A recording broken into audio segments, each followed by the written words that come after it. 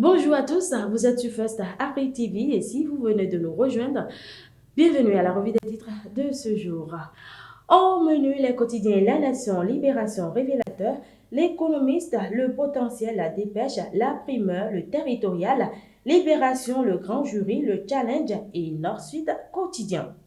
Commençons avec le quotidien du service public La Nation qui nous informe à propos du bulletin unique présidentiel d'avril 2021, le positionnement des candidats. Alassane Soumanou, après son investiture, nous sommes déjà au portail de la Marina, a-t-il affirmé. Relance économique de l'Afrique, les conclusions du 20e forum. Nord-Sud quotidien, quant à lui, nous apprend toujours au sujet de la présidentielle 2021, les FCBE lancent leur duo pour la victoire. Falsification des factures normalisées, la BEF vend debout contre les faussaires.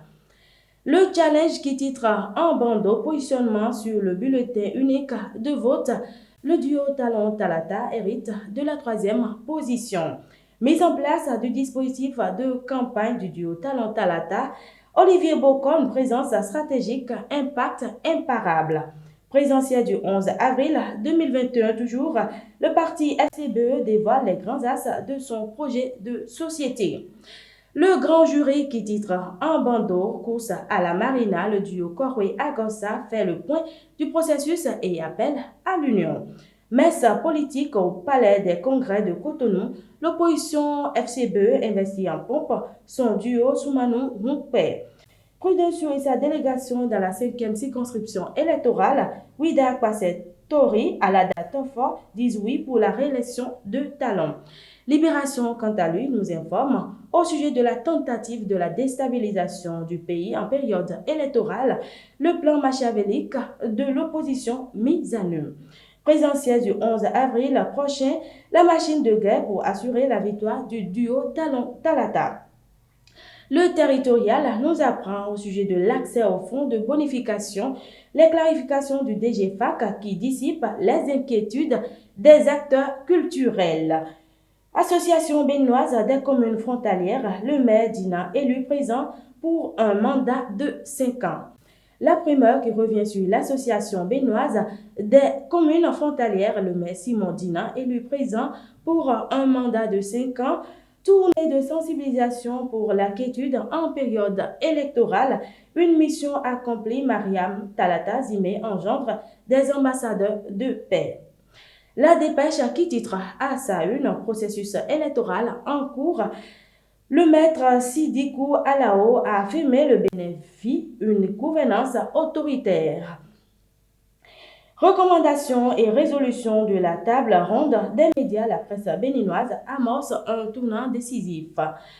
Le potentiel nous informe au sujet de la coordination de la campagne électorale autour de Talon, Bruno Amoussou rangé au placard de la mouvance. Bataille électorale du 11 avril 2021, Golou et son PST en conquérant au sein du bloc républicain. L'économiste nous apprend au sujet de la conférence internationale virtuelle en Indonésie, décryptage des impacts et perspectives sociales de la COVID-19. Journée de diffusion des comptes extérieurs 2019 de la BCAO, la balance des paiements du Bénin affiche un excédent de 47,5 milliards de francs CFA. Le révélateur qui révèle au sujet de la présidentielle de 2021, voici le positionnement des candidats sur le bulletin de vote. Acte de violence pendant la période électorale, les mises en garde du gouvernement. Le Matin Libre qui titre en bandeau Bénin, pourquoi l'interdiction de la chicha doit être généralisée. Motus, 3 semaines après son agression, Galius Oglo promet des déballages. Présidentielle de 2021, les démocrates, une synergie d'action s'impose. Et ce sera tout pour ce numéro. Merci de nous avoir suivis. Surtout, n'oubliez pas de vous abonner à notre chaîne YouTube. Likez, partagez, commentez et surtout, First Contact Afrique vous souhaite un bon week-end.